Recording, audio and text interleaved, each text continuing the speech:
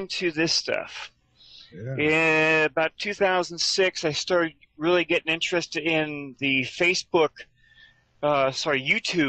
videos about Nibiru is here. Nibiru is here, and they were giving sky coordinates for Google Sky Earth and for worldwide telescope, and I think there's 2 or 3 other free things. And I was actually looking these things right up on the internet, and everywhere it said to look for, NASA or someone else had blanked out what the whole image looked like. I'm sorry, go ahead. Oh no, I was just clearing my throat. Sorry about that, but I know exactly what you're talking about, Yeah, and that don't make any sense to me. Even though I've had some trolls come to me and try to make up good excuses for it, it's still no right. excuse for it. Well, I sent those coordinates, sky coordinates, into a friend of mine that's still at NASA. Can't mention his name or anything else about him. And he sent me back a DSS. This is an image of what you would physically see through a telescope. And this image is on your web page, probably in your chat room, where you have 5, almost 6 white dots orbiting around something.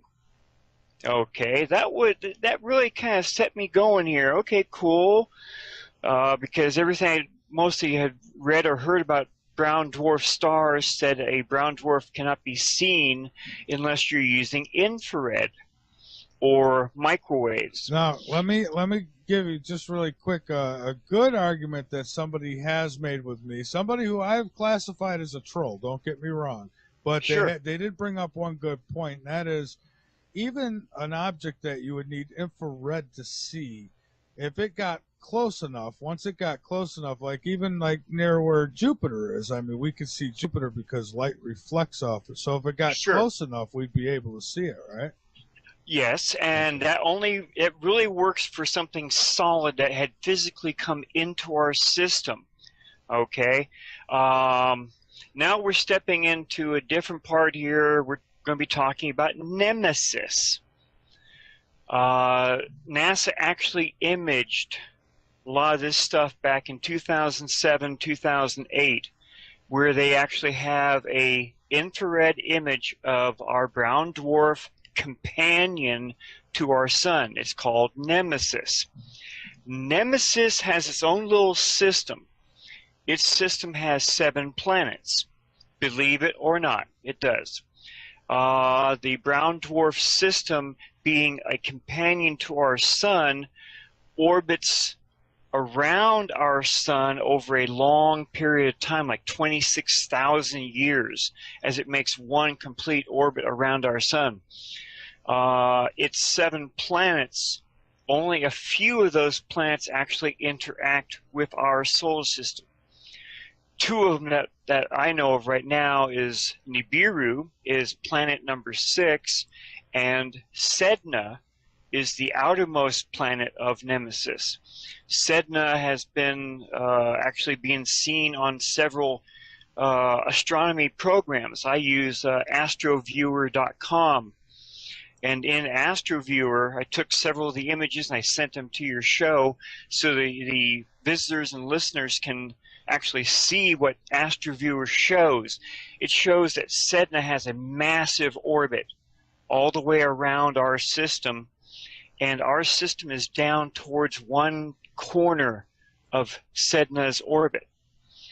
And that's all explained when you go to YouTube and look for a video from about Nemesis, the evil twin to our sun. It's about a 50-minute video, and they go into it in complete detail. They talk about Nemesis, and they talk about exactly what the system would look like, which is a direct match for what I show in the stuff I have.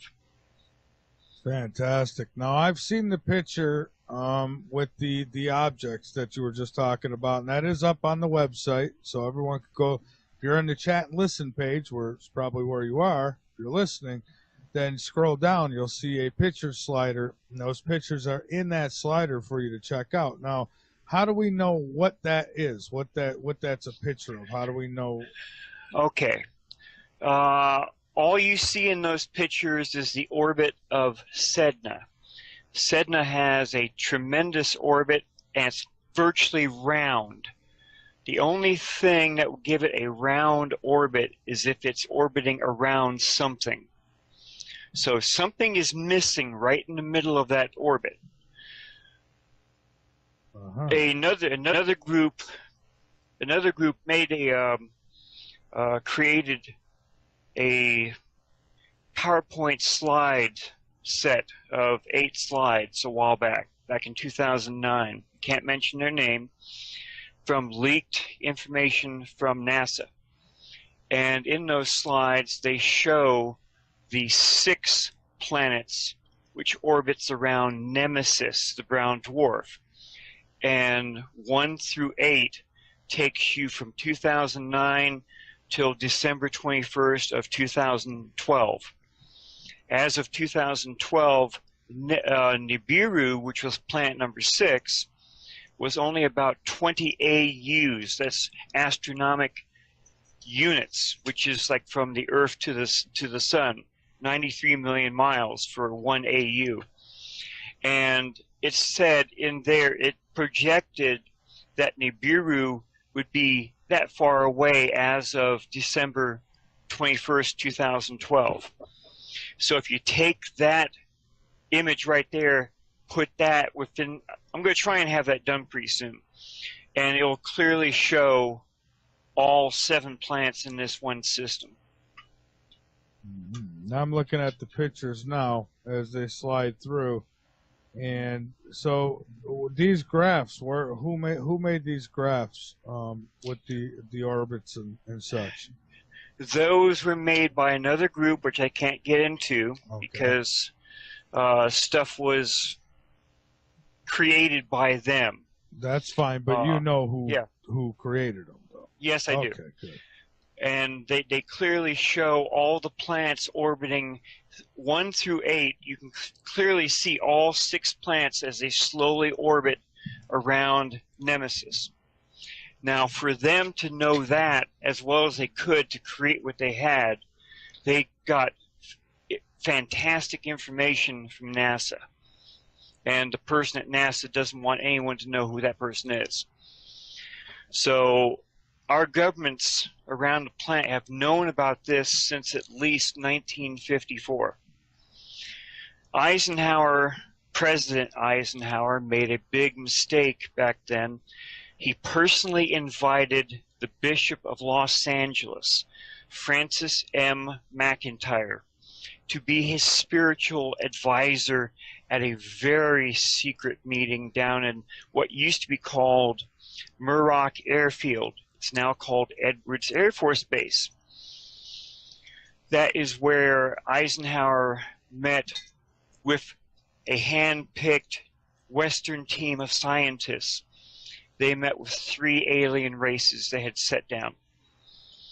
Supposedly, one was the Greys, the second was a reptilian-looking race, the third was an interdimensional race called the Etherians. Now, how do I know this? After the 2-day meeting, everyone had to sign sworn statements they would never talk about anything. The bishop went straight back to Rome and told Pope Pius XII everything he saw and heard. And there was another person there. He created a really nice letter right after he got back home. He was there with the Hearst newspaper group. I don't know if you have that letter on your stuff for the chat room. If not, they can go directly to my webpage called starshipsaroundthesun.com, and they will see that webpage right there on my front page. Yeah. Oh no, go ahead. No, this one person, he said he was there and he saw this and he saw that, and yes, that's where the interdimensional race comes in. And he mentions a very important thing. During his time there watching all this stuff, he said he saw a solid object completely dematerialize before all of their eyes. Now, anyone who's ever done a check on that term from 1954 would clearly see that that term was never used until Star Trek came out in 1965. It was never used in any book, any TV show, nothing. So that puts some pretty good things in that one person's background there. Okay. Pope Pius XII put an archbishop over Bishop McIntyre, and they had a joint alliance between the United States and the Western countries to hold secret meetings here on Earth. They were also held in the Vatican Gardens. Some part during that meeting, the aliens warned President Eisenhower about upcoming natural disasters that would be caused because of a rogue planet and its brown dwarf star as they came into our system. They offered their help and support, all of which Eisenhower turned down flat and told them to get out. He told them basically that if they ever landed here again, we'd shoot them from the skies. So the aliens left, and something must have happened between their leaving and early 1955. Eisenhower went to Holloman Air Force Base in early 1955. His plane landed Air Force One. As it landed, it came to the end at the runway, and he ordered everything to be shut down. All of the radars, telephones, all communications, the gates would be shut. You see, the early version of the Doppler radar that we use now with our weather stuff was being just tested back in Roswell, New Mexico, at the base right there. The Doppler radar took out three of their ships, causing them to crash. One of the craft, 2 survivors were found in it. One was shot dead trying to escape. The other one was brought in for interrogation, I guess you might say, and they allowed him to play with they allowed it to play with one of the less damaged ships, and in a sense, he phoned home. The 3 large ships were seen by our astronomers approaching in somewhere around late 1953. That's where everything was set up for 54. Eisenhower went to Holloman in early 55. After everything was shut down, 2 flying saucers appeared. One stayed hovering above Air Force One. The other one landed right in front of Air Force One, and Eisenhower was seen leaving Air Force One and getting into the craft. Supposedly, I'm going to keep using that word because I personally don't know, but I know what has been leaked. Supposedly, he met directly with the Anunnaki. They were being called the Nordic-looking ones back then. How do I know that? Yeah, how do you know? Well, there's been so much stuff that's been leaked over the years. And anyway, Eisenhower met with the Anunnaki, tried to make a technical treaty with them, but they refused because they told him supposedly that the Anunnaki almost wiped out the human race back in our ancient history, and they didn't want to do it again. Plus, if we ever got into a fight with nuclear weapons here, we could possibly destroy everything on Earth and possibly damage their bases on their moon. Okay. Yeah, and I'll tell you, I do believe that there are bases not only on the moon but on Mars too, and I think I've seen some pretty credible stuff. And that's where if anyone has read The Lost Book of Enki by Zacharias Sitchin, they would know that. They would know that, yes, there was something done upon the moon, and they would also know that the Anunnaki had made bases on Mars as a go-between with the gold, the copper, the brass, the silver, but the gold was the most important thing. You know, some people think that Zacharias Stitchin was playing for both sides, I guess you could say. Okay, and my friends warned me about that when they first heard I was going to be doing research on it. They told me very clearly, do not read any of Zacharias Sitchin's books, and do not read Velikovsky's stuff. It's all BS. Hopefully I can say that here on your radio show. Oh, yeah, BS is just fine. Now, were they Anunnaki, or were the Anunnaki reptilians? And I'm kind of jumping here, I'm sorry, but... I honestly don't know. I've found no descriptions of what the Nordics were supposed to have been, other than they were tall, light-skinned, and they looked basically people that might come from Norway or Sweden, stuff like that. They're about 7 foot tall, give or take. That's the only description I've ever heard about them. Okay, I've heard several different things being addressed as the Anunnaki as being shapeshifters. Who knows? Okay, now, in early 2000s, the Vatican sent out a high-ranking Jesuit priest to go and talk to Christopher Barbato, an Italian reporter. They talked, and the high-ranking priest told Barbato everything that the Vatican has known since '54. And they were just getting worried because the governments around our planet were not saying anything about this stuff. And they were hoping that Barbato would, since he was writing stuff for UFO magazines, maybe he could get the information out in that way, and it would force the governments to come public with this stuff. Barbato's works were printed only in Europe and Italy, never here in the United States. There is a mass disinformation program between the United States and Canada. So we're not hearing any of this stuff. Barbato talked to his friend Lucas Scantamburlo, another Italian reporter, and told him everything that he could. He didn't want to tell him everything.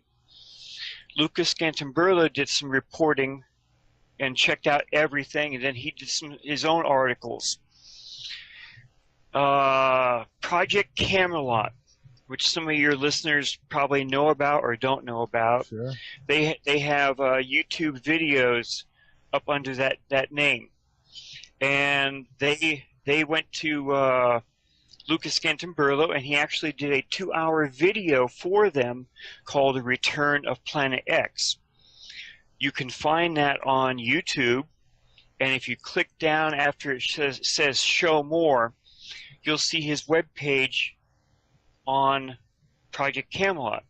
Click on that, and you can look. You can see. Here's the links for the 2 videos, and here's also the links for the text transcripts for video 1 and video 2, and several other things that he was in on. Lucas Scantamburlo did a really good job. I don't think, in my opinion, that the Project Camelot, the 2 reporters that were interviewing him, did a good enough job. They found out information, but they didn't press that information. They kind of BS'd it. And I was a little bit irritated when they didn't get as much information. They said in there that thing directly from him, and he saw what happened. He had to jump out of the spacecraft? Off the telephone pole. Oh, okay. Okay. See, President Eisenhower, he wanted to go public with all of this information in 54, but his hands were tied by Majestic 12. And that's mostly out of other people I've got research from and from the leaks from the Vatican. So Eisenhower wanted to go public. So once he met with the Anunnaki and he found out that they still claimed the moon as theirs, he was so angered that supposedly, again, when he got back to the White House, he ordered that anything about aliens, flying saucers, were to never be mentioned in the White House ever again. And he handed the entire alien UFO stuff over to MJ-12. Now, again, supposedly, later on during his term, he was supposedly overheard regretting ever doing so, because he didn't think MJ-12 was doing it the way he would have done. Now, when Eisenhower left office, he actually did a TV special, and he talks to the public. And in that TV special, he is hinting very strongly that the public never trust the big businesses and the military because of their connections with the MJ-12, or what other people call the other government, the outside government. The secret government. Yeah. The secret government. Now, again, there were very strong rumors that were put into writing. I've seen them on I don't know how many different web pages, that supposedly President Eisenhower spoke privately with incoming President Kennedy and told him too much stuff. Supposedly, early in Kennedy's presidency, he went directly to a lot of the military bases and refused to talk to the officers, but talked to the enlisted men about what was going on there. Now, the BBC did an article about 10 years ago, give or take, about was President Kennedy actually killed because of his knowledge about some of the alien stuff. I think it was a combination of things, but yeah. And they actually had 2 documents that they got from our government basically saying, I want this stuff on my desk before I get back from Dallas. And the dates were 10 days before he was assassinated. you know Now, what's do I know this personally? No, I do not. Am I speculating? Yes, I am. Well, Okay. yeah, and there's always going to be some speculation. But you know what strikes me kind of crazy is that it's my understanding he was warned that he should take a different route, and you know, it pretty much was tipped off that something could happen. He didn't care. He did it anyways. Yes. I've talked to a lot of people that say virtually the same thing. Okay, how did all this stuff start out? Well, after I did my research was basically what happened here on Earth 3,600 years ago. Okay, you had the Exodus, supposedly, but you also had the ancient volcano of Thera, which is now called Santorini, erupt back then, virtually wiping out the entire island. Okay, so you've got that, you've got this. Went to China. Mozi, M-O-Z-I, in his book 5. You can go on to Google and you can search Mozi book 5, and it'll take you directly to his ancient writings, which have all been checked. They've all been transcribed into English or whatever language you need. And in his book 5, about halfway down, he talks about 3 gods came to China. And this was a time well before the first emperor. See, the first emperor, he tried to destroy all of the ancient documents before him and said he's the first emperor. And that's kind of strange too, because it seems like every country or what have you, there was some evil ruler who wanted to destroy all the books. Exactly, and he came very close to doing so. And Mosai's works were found, they were translated, and they're up on the internet. So book 5, about halfway down, tells about 3 gods who came to ancient China, and they aligned themselves with one of the warlords. And to punish the other warlords, they made sand fall from the sky for almost 10 days. Forests were set on fire. They had a massive time of heat and cold. And all this stuff was done in China. And everyone just bowed down to that one warlord. Now, going even further back in Chinese ancient history, and you can check all this stuff on Google, there was an emperor, Yahoo, Y-A-H-O-U. Oh, yeah, Yahoo. When I saw that, I says, well, that's kind of strange. And now we have Yahoo. Oh, my God. Yes, and this emperor talks about how a thing showed up in the sky and the oceans topped the high Chinese mountains. And for 13 years, all the people that survived in China were ordered to drain the salt water from the high mountain valleys all the way down to the rivers and out to the oceans. It took them 13 years. And then he sent 4 teams. They had to look for where was north, south, east, or west. And they had to make a brand new calendar because the days had shortened. So there's plenty of ancient records that are still around. Okay, I found out all that stuff, and then I went and read Lost Book of Enki and Velikovsky's stuff, and it nailed it. Nailed it down, but good.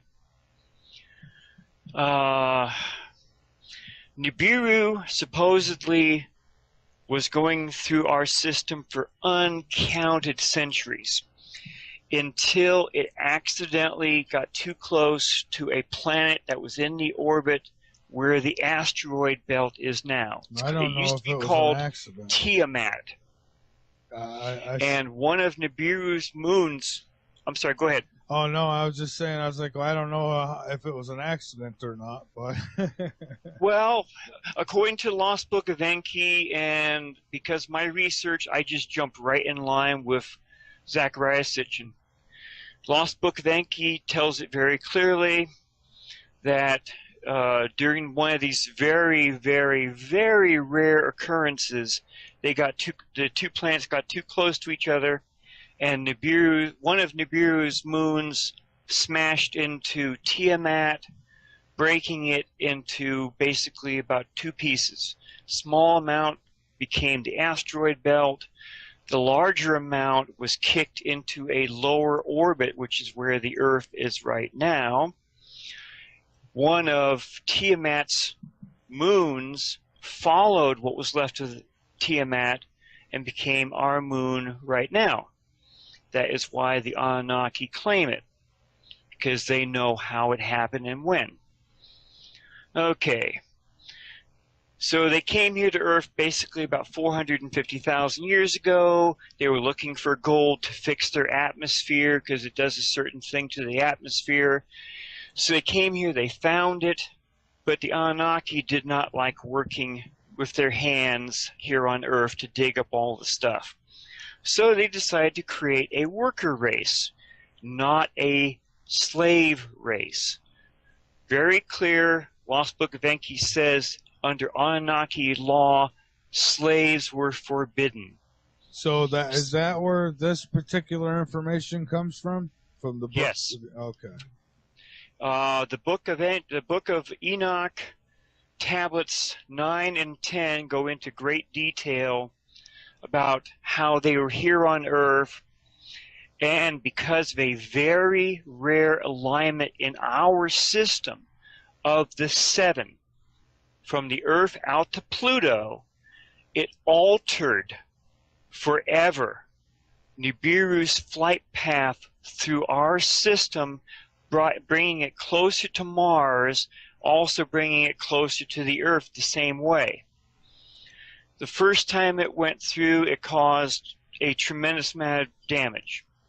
The second time it came, it was going to be coming through. The Anunnaki knew, because of their scientific stuff and because of all the stuff they put down in the cold white lands, which we now call Antarctica and South Africa, they knew that the second time around was going to cause great damage here on Earth. So the leaders, Enki, Enlil, Anu, which is the king of Nibiru, and their half-sister, which I can never pronounce her name correctly. They knew exactly what was going to happen. And they didn't want the Iligi, IGI, the ones that came down from Mars to Earth in the Lost Book of Enoch. They took the 200 females and kept them as wives. And the Nephilim were their children, the hybrids. Those were also what in our ancient history were called the gods. The gods, yeah. Roman and Greek mythology, they knew the Nephilim. It's also in the Bible about these giants that came down to Earth and grabbed 200 females and had kids with them, and the giants were born from them. That's the Nephilim, the gods. Okay. See, and before you go on, let me just say that, I believe that there is a big G, and I call, that God, the creator, creation, is, I think, the universe. And it's so big we can't comprehend it, we can't see it all. But, what I'd like to know is, now the Anunnaki, how did they get created? And I want to dig back and get all the answers. I mean, where did it all start? I kind of don't believe there was just this big bang and here we were. That is a very slippery slope for anyone who tries to do research on any of this stuff. Any of it. And I'm going to be getting into it pretty good here pretty soon. Are you going to be taking a break now? Or are you going to... yeah, as a matter of fact, we are artists. That's what we are. Nobody controls us. That's why we can talk about things that we're talking about tonight with my guest, Robert. And, Robert, we are back. And so many places to go tonight. Where do we go next? Okay. If your listeners want to look at some of the stuff I have, these are all NASA, SOHO, stereo ahead, stereo behind, satellite camera images, and they tell, for those who see what they want to see, part of the picture. They can go to starshipsaroundthesun.com, and they can click on the photo section, and you have at least 20 pictures right there out of over 3,000 images I currently have.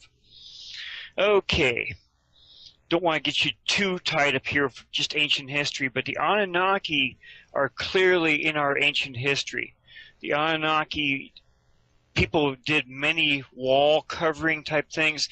nicely carved out to show them. You probably have seen them every once in a while on Ancient Aliens, some of the other shows.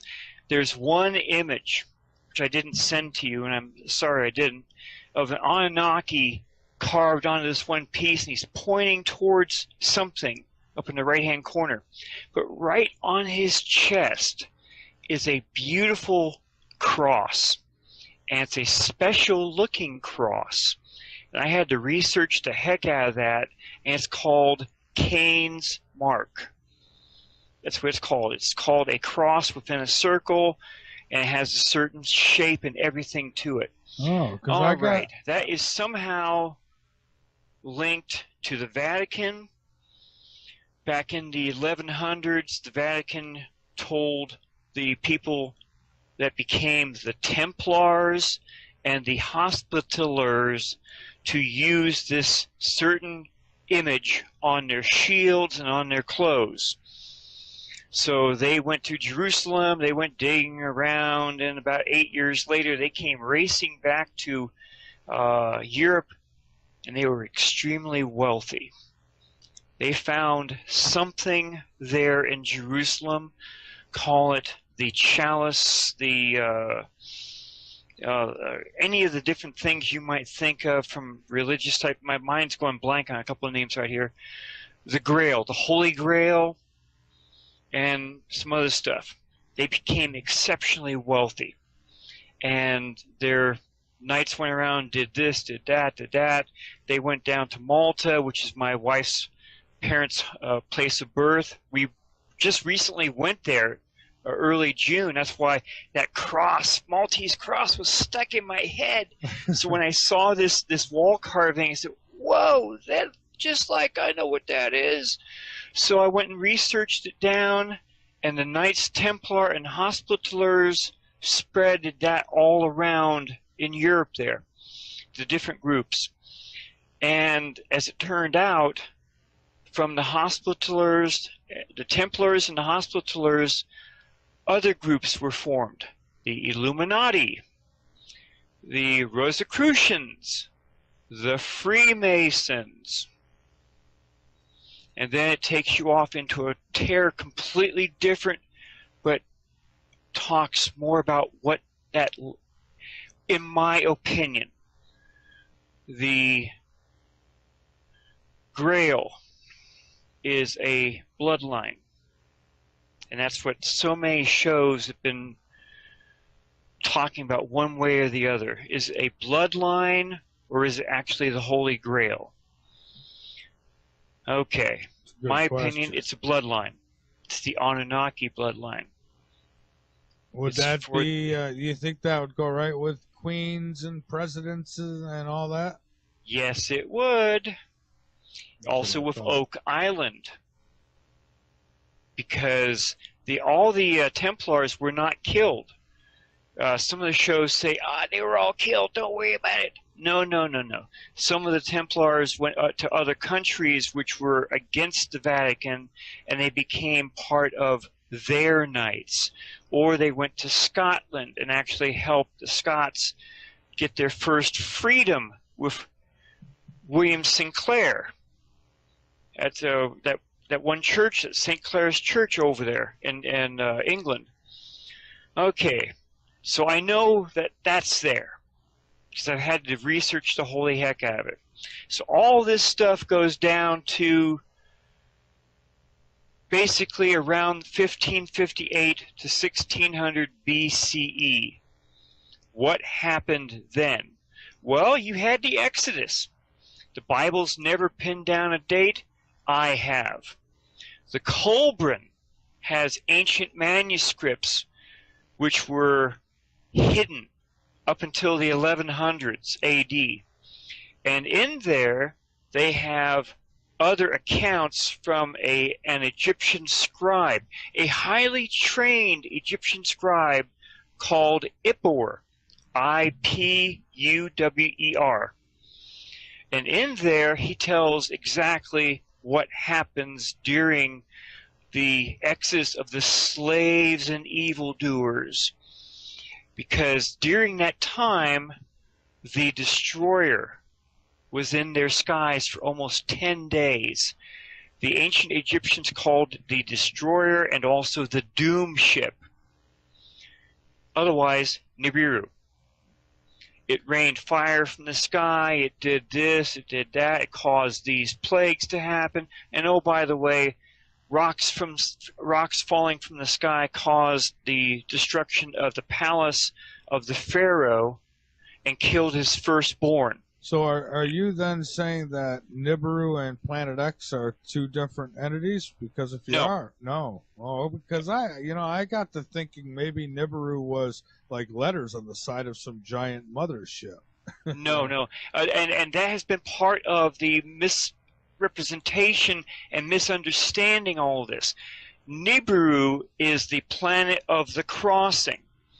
Now, if you put the nemesis brown dwarf interacting with our system, with Nibiru coming through between Mars and Jupiter, it makes sense. But being called the planet of the crossing. Right. It crosses over into our system and then leaves. Right. But at the same time now, if you think back, thousands of years ago, even let's say 3,600 years ago, people, maybe something the size like of a Star Wars Death Star, if you will, something like that. Maybe to them, it might have looked like a planet. So, And that's entirely possible.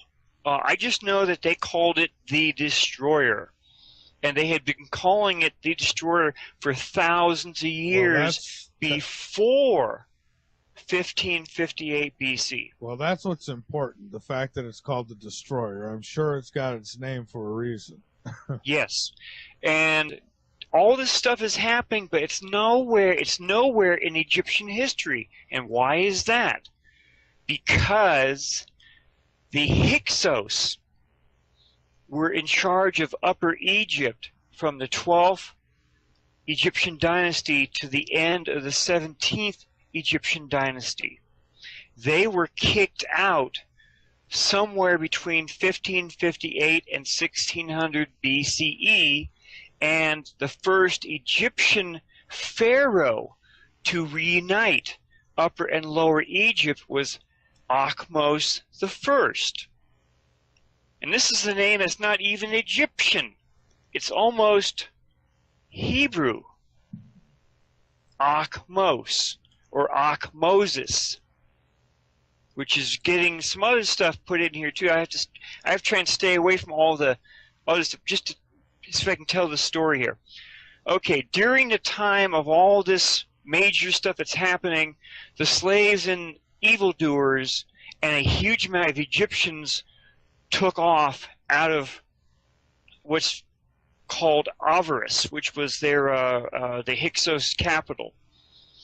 And for 7 days they walked up towards the Mediterranean, and they were stopped at a saltwater marsh.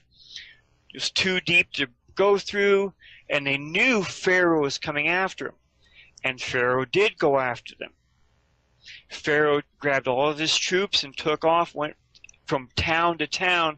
Each town had been looted. All the records were smashed, granaries were looted, everything was just complete turmoil. So he followed. These slaves and evildoers were coming back. Okay, this is an Egyptian version, so they don't mention anyone's names. They caught up with them. Oh, let me back up here a second. They were all led by a priest prince from the inner courtyard of Pharaoh, and that's very clear in his accounts. So Pharaoh caught up with them. Now during this time there's been heavy tectonic activity. The ground has been dropping, it's been shaking really heavily, all this stuff, fire coming out of the ground, and oh, by the way, ash is falling all over Egypt. Ash from a volcano. Now how many volcanoes are down here in Egypt or anywhere near Egypt? So that's clear in the account. So he catches up with them, and then he sees them down here, and they're all fighting amongst themselves, and for some reason, this thing in the sky is causing a sound that is being described as 10,000 trumpets all yelling at the same time. And they have to listen to this, and it's almost deafening to them. Then Pharaoh goes in and attacks them. The priest prince from the inner courtyard of Pharaoh leads him across the saltwater marsh because the ground beneath it had risen up, leaving nothing but mud. So they're racing across, and there's a tail end which stands and fights Pharaoh. So they're fighting in this saltwater marsh, and everything just goes nuts. Then a tremendous roar is heard in the skies. A tremendous roar they had never heard before. And then the water rushes out into the Mediterranean.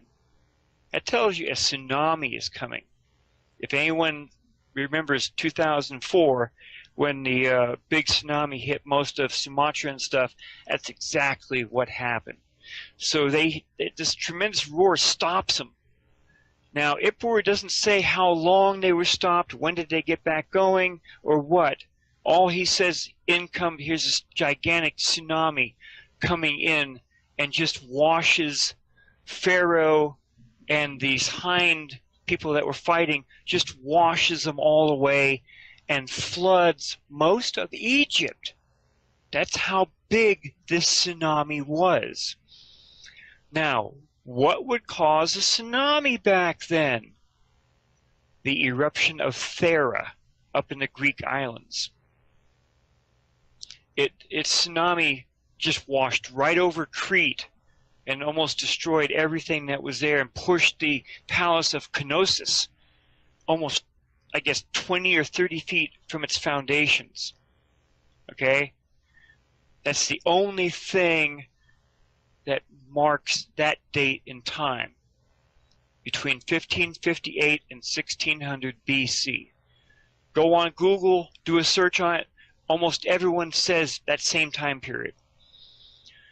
The remnants of the chariots were found at the bottom of the Red Sea about 20 years ago, and they date to the end of the 17th Egyptian dynasty, right then and there.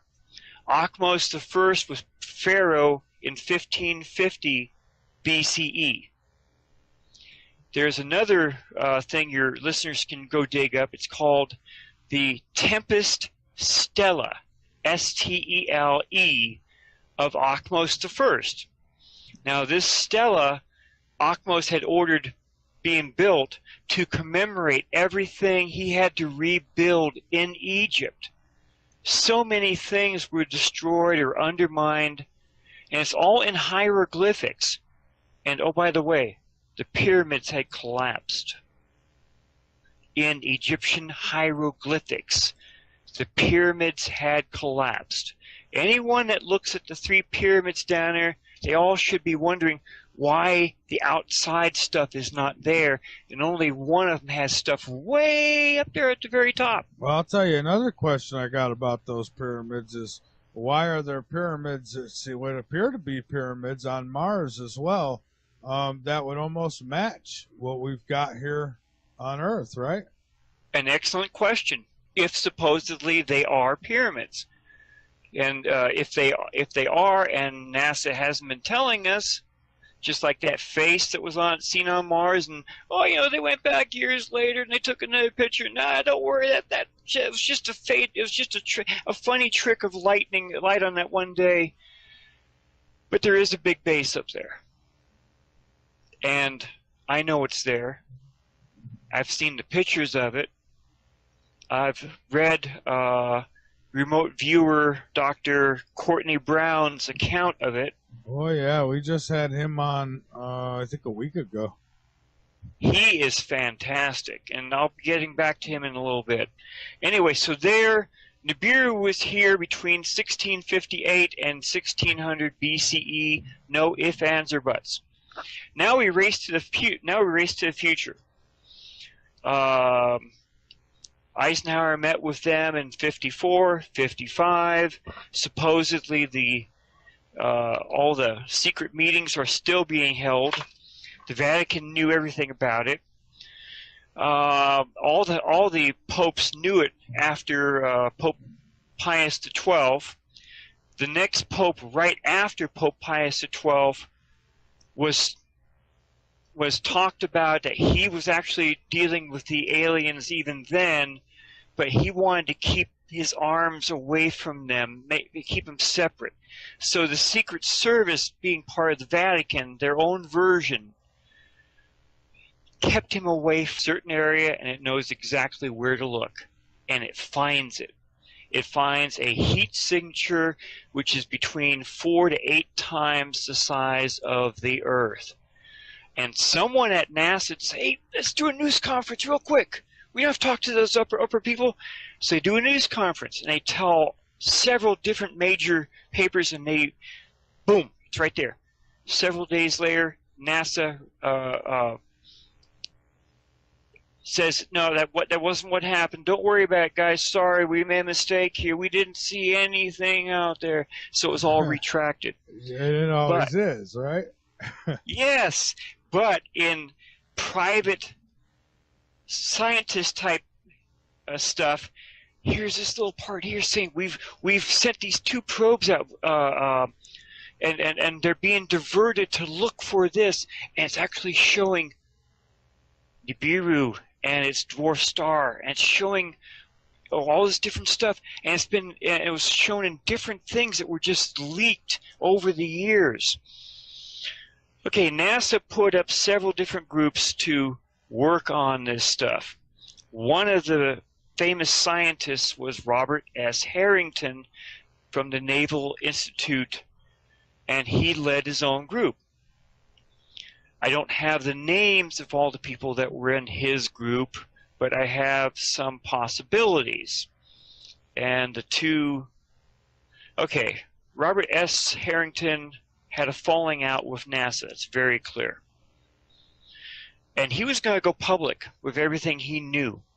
He knew that Nibiru had its own orbit, not an elliptical orbit, which everyone else has been hearing around stuff. And he knew that the ecliptic angle of Nibiru coming through our system was between 30 and 40 degrees, or something around there. So he knew all that from his own research, stuff NASA was giving him. So just before he was getting ready to do his news conference in the, I think it was 1992, he died suddenly from a very rare form of cancer that no one ever heard he knew about. Just like the movie 2012, when the dude from the Louvre was killed accidentally or deliberately before he was going to hold his own news conference. See, Hollywood has been dropping hints for a long time now, a very long time. See if maybe some of your listeners know about that. So he's killed, but in the mid-90s, Area 51 designs and builds with alien help. This was all on that transcript from Lucas Scantamburlo with the Project Camelot videos. They built a very advanced space probe. This space probe was taken into orbit by the Aurora craft. From Earth, it went straight out past Pluto, met up with Nibiru, orbited it, and videotaped it. What it did other than that, I have no idea. I just have the account that was told by Lucas Scantamburlo. Eventually, the craft returned to Earth very fast. It makes NASA and its slow-moving stuff look like something I cannot say on your show. Now, let's say this Planet X it's supposed to come in between the Earth and the Sun, correct? No. That's another misunderstanding. Well, do tell. Nibiru never comes. Okay, the Nibiru orbits through our system clockwise. just like Sedna does. Everything in our system except for Pluto orbits counterclockwise. So Nibiru comes in right between where the asteroid belt is. It never comes any closer to the Earth than the asteroid belt. But according to the Lost Book of Enki, it has a very intense gravitational pull and a very intense magnetic field that it sends out. A pull and a push, I'm sure. Yes. So Nibiru, since it comes through at an angle, it goes down below our sun and comes up from below, and then goes back out about the same space between the asteroid belt. So what we would see is just exactly what is being told in tablet 9 and 10 in the Lost Book of Enki. The Anunnaki knew that Nibiru was going to be coming up from below our system, and they were watching for it because they knew what it would do, or they had a good enough idea what it would do. And as Nibiru was starting to be seen as a red star or a reddish-looking planet in the southern regions of the Earth, they knew that the higher Anunnaki, not the IGIs that had come here and did all their damage, but they were all going to go up to their spacecraft and get off the Earth.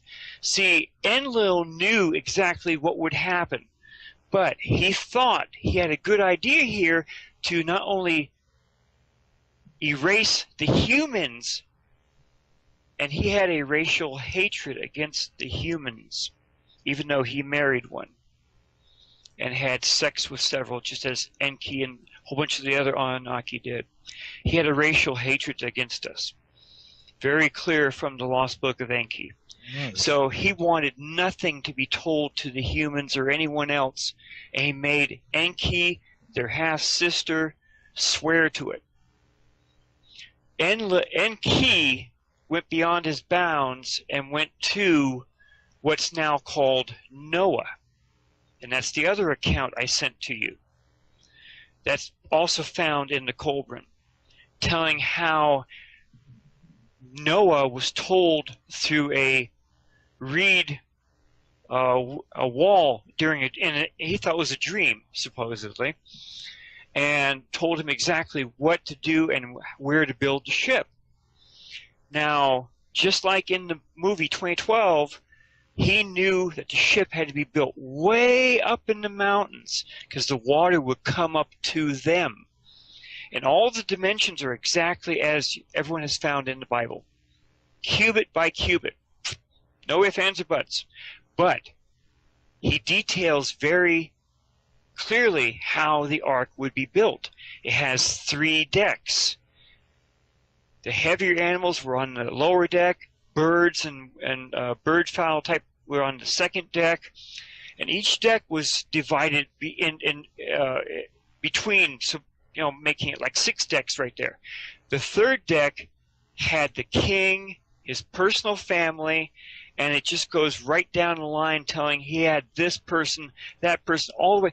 Each craft that they could do, making beer, making this, making that, dancing, God knows what.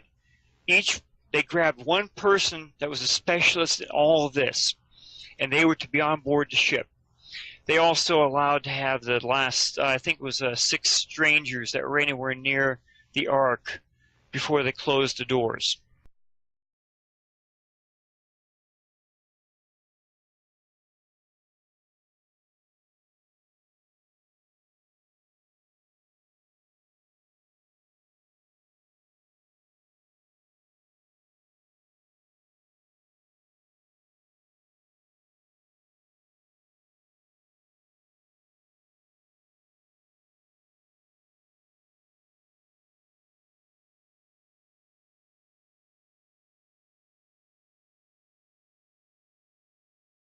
Where it's probably where you are, if you're listening, then scroll down, you'll see a picture slider, and those pictures are in that slider for you to check out. Now, how do we know what that is? What that's a picture of? How do we know?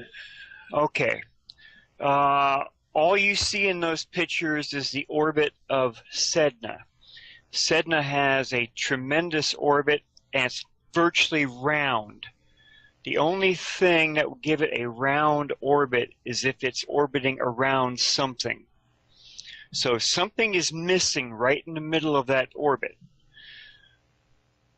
Another group made created a PowerPoint slide set of 8 slides a while back in 2009. Can't mention their name, from leaked information from NASA.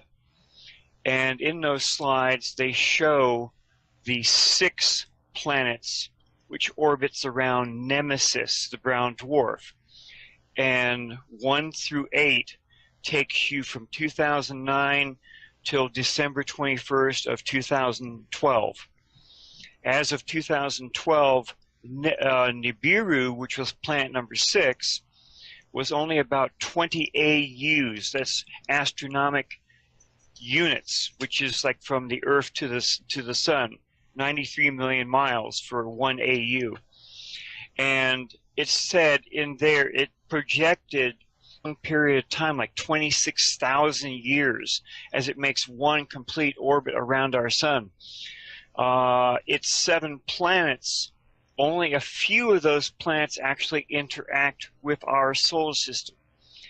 2 of them that I know of right now is Nibiru, is planet number 6, and Sedna is the outermost planet of Nemesis. Sedna has been actually being seen on several astronomy programs. I use astroviewer.com.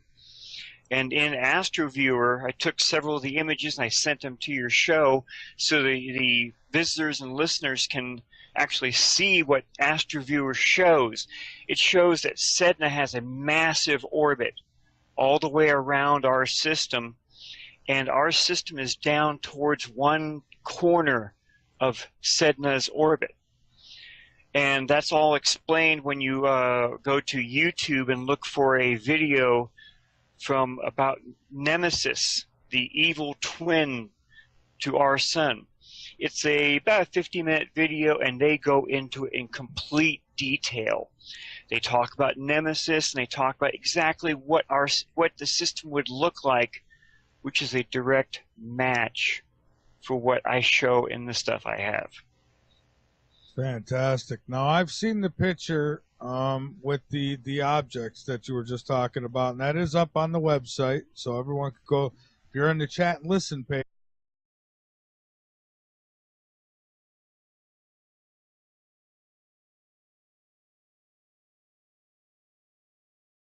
into this stuff. yeah. In about 2006, I started really getting interested in the YouTube videos about Nibiru is here, and they were giving sky coordinates for